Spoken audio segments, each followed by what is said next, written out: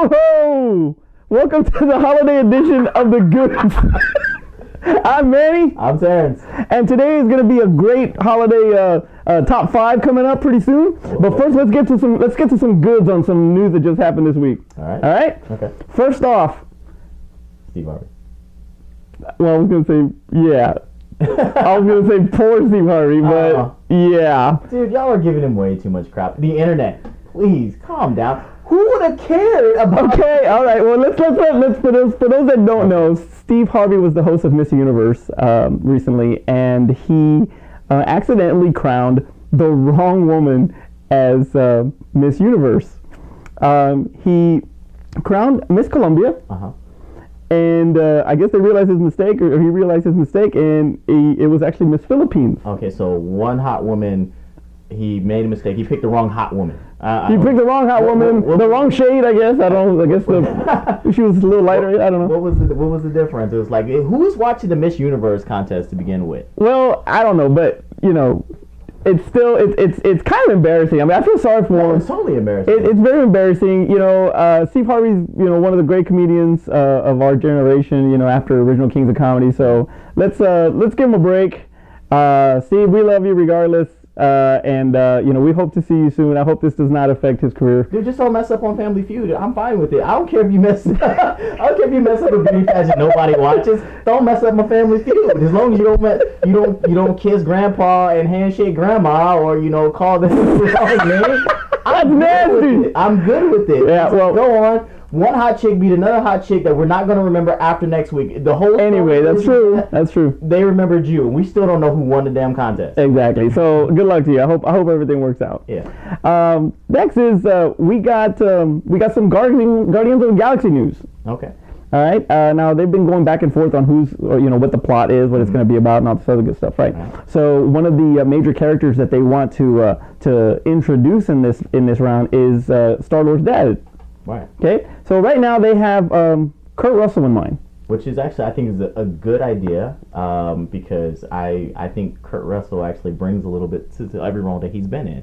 He can do action, right? Which they probably won't have him do much action for this particular movie, but he can do action, he can do comedy, and that's basically what Guardians of the Galaxy is. Right. Is action and comedy. So what do you think about? Okay, because Chris Pratt, maybe he's got a little Kurt Russell in there, right? Okay. But just let me finish. Okay, so Kurt Russell from Tango and Cash. Okay. If he plays it that way, he would be great for it. Yeah. Now here's the catch, though. Okay. He has to watch Guardians of the Galaxy, and he has to like it in order to accept the role. What do you think about that? So wait, he hasn't seen the first Guardians. He has not seen the first Guardians of the Galaxy. How do you come up for a role for a movie you've never seen? Well, he didn't. It's not like he went up. He's Kurt Russell. He can just. They look for him. You don't have to look for nobody. Well, I get that, but still, it was like, hey, we're thinking about getting you for this role, and it was like, oh, I'll get back to you when I actually watch and know what the hell you're talking about. So that seems so dismissive to Marvel. Like, what's these comic book movies you guys do? But I was gonna say is that everybody, like, cause you can see it on the internet, that everybody's like, oh yeah, he could definitely be, Chris Pratt's father, because they kind of have the same look. Can y'all stop saying Chris Pratt looks like everybody? Y'all already said he looks like Harrison Ford. I've never said that he looks like Harrison Ford. We're going to do the whole young Indy. Yeah, but that's not because he looks like him. It's just because he's got the personality, which I don't think he does. Oh, we saw him with the vest in Jurassic World. He totally had that Indy vibe. Well, yeah, but that doesn't mean he's Indy. So you put a vest on somebody, it makes him Indiana Jones? No, they were saying that he kind of gave the resemblance. Then put the vest on Sam Jackson. Exactly. Sam Jackson for the remake of Indiana Jones. We're gonna go old, newish. And here we go again. The Ark, mother. Have you found it? But yeah, I think Kurt Russell's a good shot. I think that's pretty good. So coming in 2016 is one of the most highly anticipated sequels ever. Zoolander? No. Kindergarten Cop 2 with Dolph Lundgren. Wait. What? Wait, are you serious? Yes. I can't believe this. Why would you why would you mess this up and actually have Dolph Lundgren as Kindergarten Cop 2 in honor of the 25th anniversary of the movie? I don't know. I don't think so. Wait, they're trying to say that Dolph Lundgren is a cop? Yes, and he's looking for a USB that has a witness. Like 97 years old. How is he still a cop? He's got a I know, right? You don't think you'd be promoted to a desk job by now? Exactly. We're something. I'm getting too old for this shit. Yeah. No, but the whole thing about the drive, the USB flash drive has like the whereabouts of witness protection program or whatever. Wait. So the most secretive thing in the world is on one USB flash drive. Who wrote this story? I don't know. A kindergarten. There you go. All right. So you know what? Hey, if it's out, I mean, maybe I'll rent it. I don't know. I'll see it to say I saw it. Oh man. All right.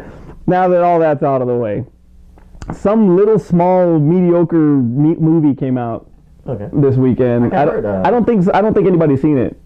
No, because everybody was watching the Chipmunk. Yeah, everybody was watching Sisters and Alvin, and no, let's be real. Star Wars Episode 7, The Force Awakens was absolutely amazing. Oh yeah, it was. And we're actually going to do a separate show. Please look for that. We're going to do a separate show where we're going to talk about all Star Wars Episode 7. But it did break some records, and here's a couple of facts. I loved it. Terrence loved it. So here's some facts. It had the single day record of $120 million first day. Mm-hmm. It was the fastest to 100 million to 200 million, the fastest ever. It opened at 517 million worldwide. Now that did not beat Jurassic World, I apologize. Jurassic World actually had, I think, 524 million. But that was because Jurassic World opened in China that weekend also. Force Awakens has not opened in China yet, and it will not open in China until January. Now, I think that had it opened, it would have tore up Jurassic World like that. What do you think? Are you sure? We're going to double check those numbers. No, it did not beat China. China has not opened yet. Because I thought the only record that it didn't break was the international open record. Because it hadn't gone to China. But wouldn't that be considered international? It still beat the opening weekend record though. Well, either way, you didn't see Twitter where Jurassic Park took the medal and they put it over BB-8 because I missed that. Yeah, that's awesome. They gave them the title basically. That's awesome. Yeah, they got the open weekend record. They just didn't get the international open day record. Well, we're gonna look that up anyway. But I think that once it hits China, it's gonna be amazing. Now, will it pass Avatar? Yes, because there is nothing coming out. Nothing's coming out till Zoolander and Deadpool. I'm sorry. The Revenant. I'm sorry. Well, as far as blockbusters, I think The Revenant will probably do about the same numbers that Alvin and the Chipmunk. No. 14, the Revenant got the majority of the Revenant. I think a majority of the advertisements say that it's for January. Okay. That it opens in January. Right. So I'm thinking that it's probably going to do the same numbers as American Sniper did last year, maybe a little bit, especially with all this Oscar buzz for Leo. So but the American Sniper did so well because everybody was back in the SEALs. I know. It was at Pride and then the tragic story. Right, but I'm talking about as far as hard-hitting drama. Leo got attacked by a bear. I already got raped by a bear. That's even more disturbing. Basically, Ranger! The Revenant is going to break box office records and beat out Star Wars. No, it's not. Bear rate. I'm not going to say it's not going to beat Star Wars. Peter, I'll put your comments below. Address them to Manny. Bear rape. Hashtag bear rape. All right. Well, because of the highly successful run of this, not run, but the opening weekend and all that, it's just amazing. So they're actually going to have, Disney has promised to have a Star Wars anything once a year, for every year. So next December, we will go into this whole Star Wars, phenomenon all over again, when Rogue One opens in December.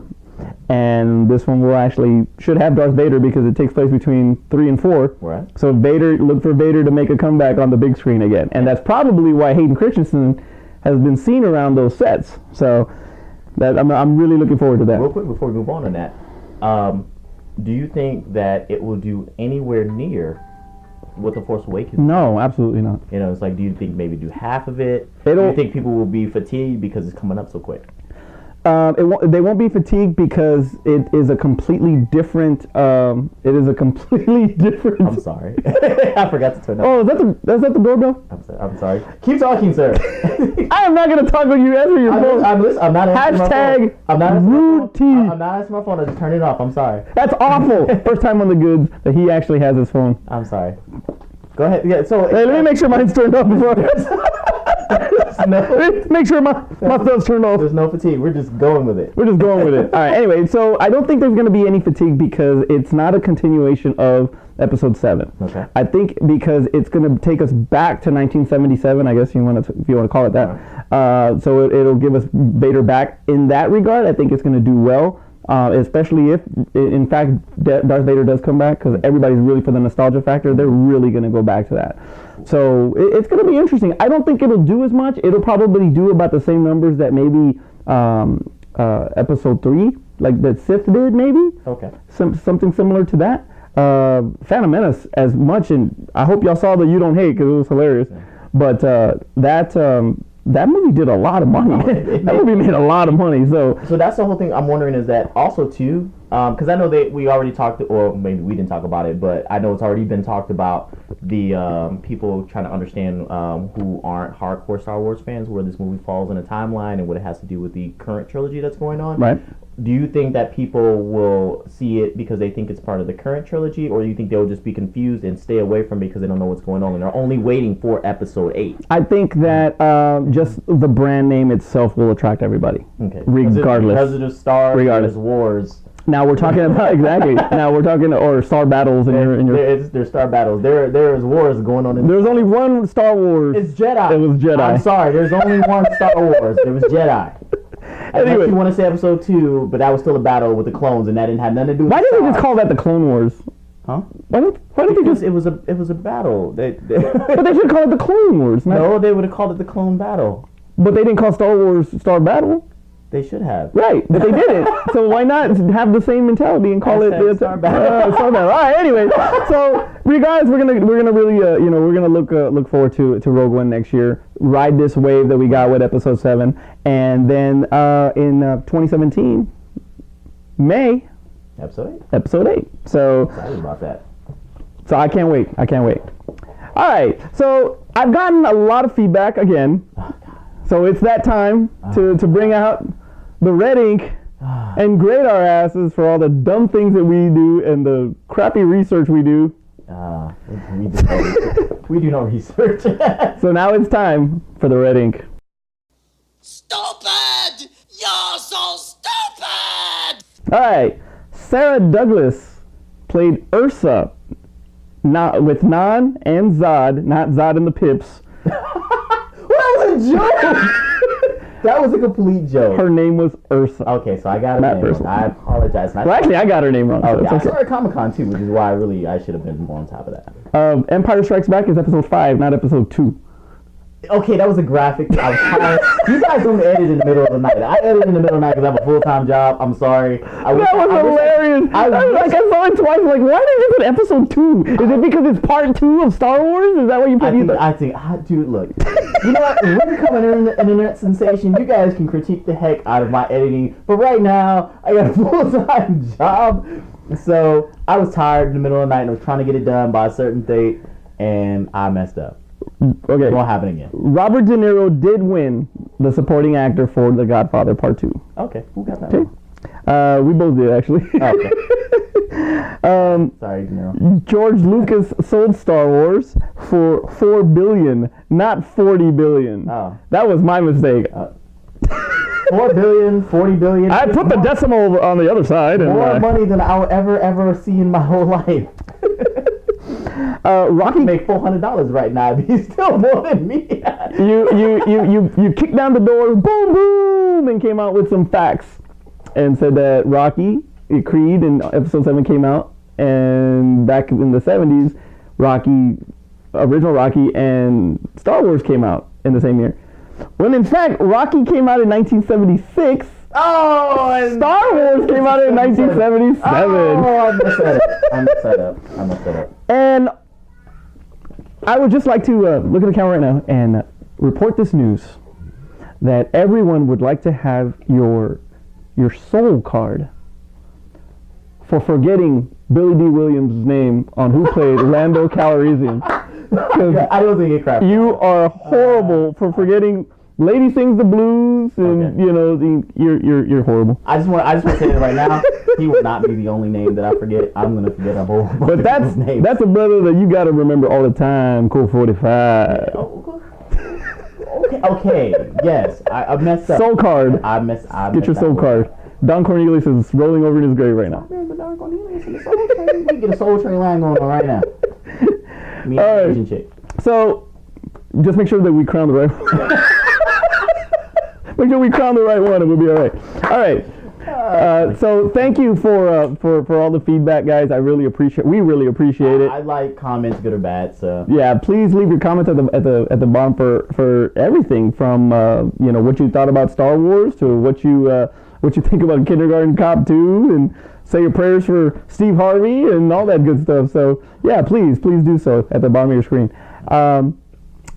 It's that time now. All right. Yes, I'm so ready for this. It is now time for our top 5.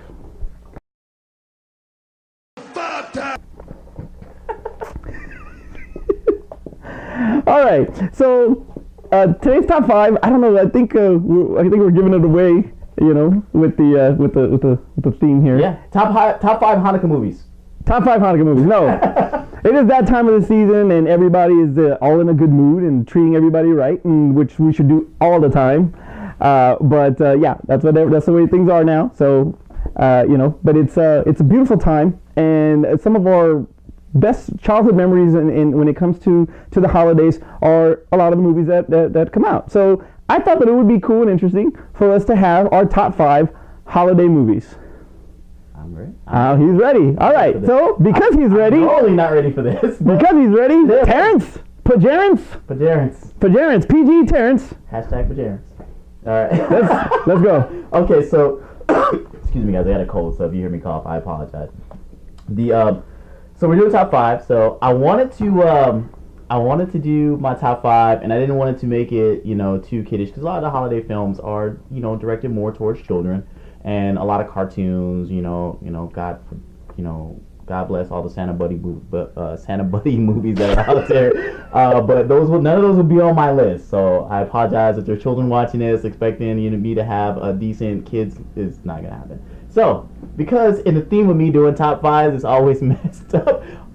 My top 5 movies will be a little different from anybody's top 5 movies. Alright, so I just wanted to set that up. Alright, so with that being said, my number 5. There we go. My number 5, my one kids movie will be Charlie Brown Christmas. Very nice. I mean, that's one of the films that you can watch every year, forever. It never seems out of date. It carried every Christmas theme and religious themes, even materialistic themes. I mean, it was one of those things where it's great for every age, old, young, in the future, in the past. My number 4. I don't really consider this more of a kids film. It was more of a comedy, and it's Home Alone. Home Alone. Very nice. Yeah. So I mean, that's the one Macaulay Culkin film I can actually watch. The Good Son? Huh? What about The Good Son? That was a freaking awesome movie. He was creepy in that movie. No. All right. All right. So Home Alone. I mean, it was every kid's wish to be, Home Alone. To be left, to have his parents leave him, be on his own, not have to deal with siblings. I'm an only child, so I don't really know what that's like. But I felt for him in the movie. My next one. When Mama was at work, I was always by myself. Well, there you go. My next one, and after I say this, it's whether you agree with it or not, it's a freaking Christmas movie. My number 3, Die Hard. Oh, I love Die Hard, but it's a Christmas movie. It takes place on Christmas. Okay. so does Black Christmas and Krampus. And those are Christmas. All right. Bruce Willis will always be associated with Christmas, and this movie will always be played on Christmas. Just check your local listings. Die Hard will always be played on Christmas because it is a Christmas movie. Okay. All right. My next one, Scrooge. Very nice. I love Scrooge. Scrooge is a great Christmas movie. All the times they've redone A Christmas Carol, different Ebenezer Scrooges, it was always the same way. Bill Murray brought his take. I mean, it was all comedy. You got to see what it would be like. It was kind of eerie. It was kind of scary though. Well, not scary, but like for young kids, for younger kids, it was kind of dark. There you go. That was the word I was looking for. It had to carry those, Christmas Carol themes and stuff like that. Right. There was dark parts of the story, but Bill Murray he stole the show in the movie. It was his movie, but if everything else went wrong in that movie, Bill Murray was enough to carry that movie through. I thought Buster Poindexter as the taxi cab driver. Oh yeah. Was the best part of that whole movie. No, he was David Johansen, that was his name. He was hilarious, but that was a great movie. Always a movie that I watch on Christmas. And my number one, highly debated, Jingle All the Way. Oh, I love Jingle All the Way. Arnold Schwarzenegger, Sinbad. No. We even get Anakin Skywalker. And he even says, "Oh, that movie ruined my career too." That movie's hilarious. It basically, because most things are really about family coming together, and this one was about the commercialization of Christmas, and I have to go out there and get something. And you know what? To earn love in my child's eye, I have to get out in the streets and get him a toy that he really wants. And we're fathers, so we actually know a little bit about this because we have to go and go out of our way to get things for our kids. Yeah, I've done it from the thing store right now. I've done it, and so I totally agree with you on that part. Right, definitely. I totally love that movie. And before I let you go on to yours, there's one more I want to throw out because I debated it. Oh, is this an honorable mention? This is my honorable mention because I debated it on my 5, and it's one of the things I did want to mention. But A Claymation Christmas, where we got the California Raisins doing their Christmas special, and we got the iconic Rudolph the Red-Nosed Reindeer song. If that's on this year and it pops up, I will definitely watch it, and I'll show it to my kids, and they will see. They will see the greatness that have you showed them the Cheech and Chong one? No matter what the morning is. No, but I might. That's hilarious. Okay. All right. My number 5 is Home Alone 2. Not 2, but Home Alone. Home Alone is my number. So that movie was so funny, and I just remember. Back in 1990 when it was like just number 1 constantly. It was like every week it was beating out somebody, right. Over and over again, and it was just that. Or it was original for that time, and I, like you said, could relate to it a lot. So yeah, that was my number 5. Number 4 was A Christmas Story. I can't believe they show that movie all the time. It's a freaking straight up classic. All right, I'm gonna admit something. I've never seen it all the way through. I'm sorry. I've never seen A Christmas Story all the way through. And you give me crap for Top Gun, I swear. All right. I would say Top Gun is a better Christmas movie. At this moment for you, right? Christmas Story was awesome. The freaking whole BB gun thing, the shoot your eye out. It's classic. Everything about that movie is classic. I freaking love it. Why it's not as high? Because just something was better. Top Gun's a better Christmas movie. Number 3 was The Grinch with Jim Carrey. That movie is so freaking hilarious to me. Okay. I'm sorry. We gotta stop. No. That movie was. He is so freaking funny in that movie that I have to watch it every year. Every year when we put our Christmas tree up, we have to watch The Grinch because it is Dr. Seuss Grinch. No, not Boris. Is it Boris Karloff? Boris Karloff was that one. No, not that one. But that one too. But not on that day. On the day of the Christmas tree. No James Earl Jones for you. No, it is. Who's James Earl Jones? I know who's James. Who is he on that? He sang the song. You're being one. That's Boris Karloff. No, it wasn't. It was James Earl Jones. Oh, we're looking that up because that's not no. Anyway, but yeah, we play it every time we put the tree together. We drink cocoa. No, it's not James Earl Jones. It's Boris Karloff. Okay, we'll look it up. I'll put it in the video. It'll be on the red ink. Right. On him. Number 2 is Christmas Vacation. How could you not? It's freaking Chevy Chase at his prime when freaking the Griswolds were happening, man. It was the freaking best. You got the freaking shitter was full. I mean, just things like that. It's just freaking hilarious. Maybe I'm not American, dude. It's like it doesn't touch me that way. You suck. Anyway, and the number 1 movie for me is It's a Wonderful Life. It's a Wonderful Life because of so much, because all the guys, how he feels about, losing, what's it like for him not to be born and all that sort of stuff. And it just gets you to thinking because the world is filled with so much friggin' negativity and all these trolls on the internet that they start believing everything that they read, like religiously, that everything is bad and it's just horrible and life is actually pretty good. the people you around you are pretty good, regardless if they're around or not. You know, it's your life, so you make it what it is, and so I think that It's a Wonderful Life is really, really good. You know what? Your list was more about the meaning of Christmas. My list was about how people deal with Christmas. Hey, that's very true. That's very true. Hey, we'd like to hear your holiday top fives. Please. Whose was better?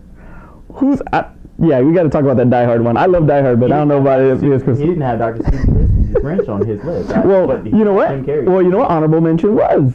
Don't backpedal now. Honorable mention what? No. My honorable mentions were actually Gremlins, Scrooge, Scrooge, and The Christmas Carol with Jim Carrey. That was actually my honorable mention. But anyway, so we really want to hear your comments. Terrence, where can they find us? They could find us on the links that I provide in the video. You can find us on Twitter at the Goods Podcast. Also, you can find us on Facebook, and I actually changed it to make sure it matched, not to confuse you guys anymore, because I know we had 2 different links. So on Facebook, you can also find us at facebook.com/The Goods Podcast. Hey, we all from here. We wish you guys a very Merry Christmas. Mm-hmm. Next week's episode.